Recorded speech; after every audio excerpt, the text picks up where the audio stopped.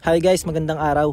Inaya nga ako ni Kuya Ian na puntahan daw namin tong lugar na to. Nakwento ko kasi sa kanya na maraming pasyalan dito sa lugar namin. Sabi niya gusto niya makita kaya pumunta kami dito. Nagbike nga pala kami papunta dito. Sa likod lang naman kasi ng company namin. 2 to 3 kilometers lang siya mula dun sa company namin. Juwang Temple nga pala yung pangalan ng lugar na to. At dahil madaming Buddhist dito sa South Korea, marami ka talaga makikita mga templo dito. Ito nga pala yung mga pwede nyo makita pag napunta kayo sa mga Buddhist temple. May mga rebulto ni Buddha. Ang hindi mawawala dyan yung malaking bell. Bale nagpicture-picture nga kami ni Kuya Ian sa bawat sulok ng lugar na to para may memories kami dito. Ito talaga yung pinakamaganda dito, yung templo. Parang napapanood ko lang to dati sa Jumong tsaka sa Jewel and the Palace. Eh nakita na natin siya ng personal. So yun guys, nilapitan nga namin tong maliliit na Buddha. At yun, hinawakan pa ni Kuya Ian. Syempre ako din, inggitero ako eh. So yun guys, bali naglakad-lakad nga muna kami ni Kuya Ian dito sa loob ng Juwang sa temple. Lilibutin namin siya kasi meron pang temple sa baba. May nakita nga kami ditong maliit na Buddha kaya nagpicture-picture din kami.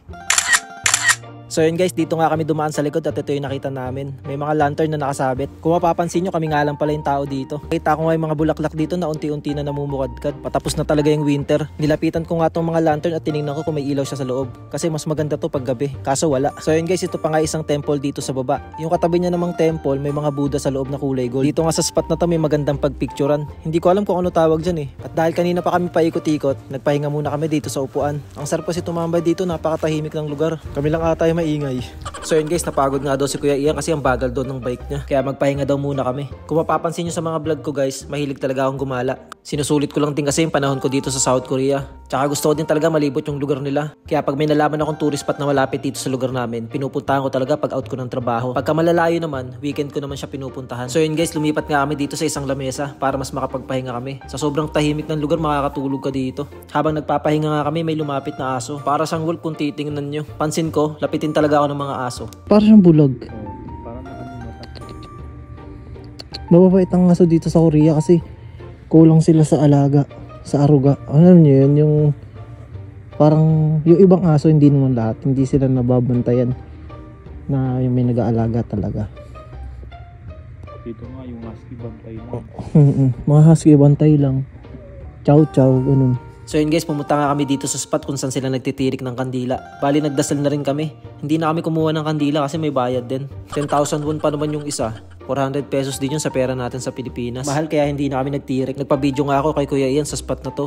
Ang ganda kasi, para tayo nasa makalumang panahon. So yun guys, unti-unti na dumidilim at lumalamig na rin. Tsaka gutom na rin kami. Kaya yun, naisipan na nga namin umuwi ni Kuya Ian. Hindi nga namin namalayan yung oras sa pagtambay namin dito. Sa pagpunta at pag-alis nga namin dito sa lugar na to, wala man lang kami nakita ni isang tao. Siguro nasa loob sila ng mga templo kaya hindi namin sila nakita. Paalam! Bye!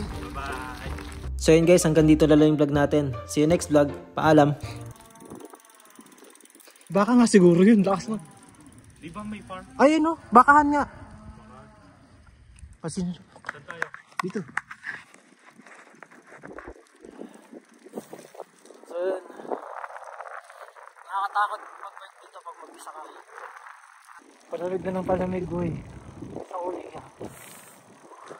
Pero kaya naman. All goods lang. Umiilaw ka. Ilaw. Yung damit. Gawin na tayo.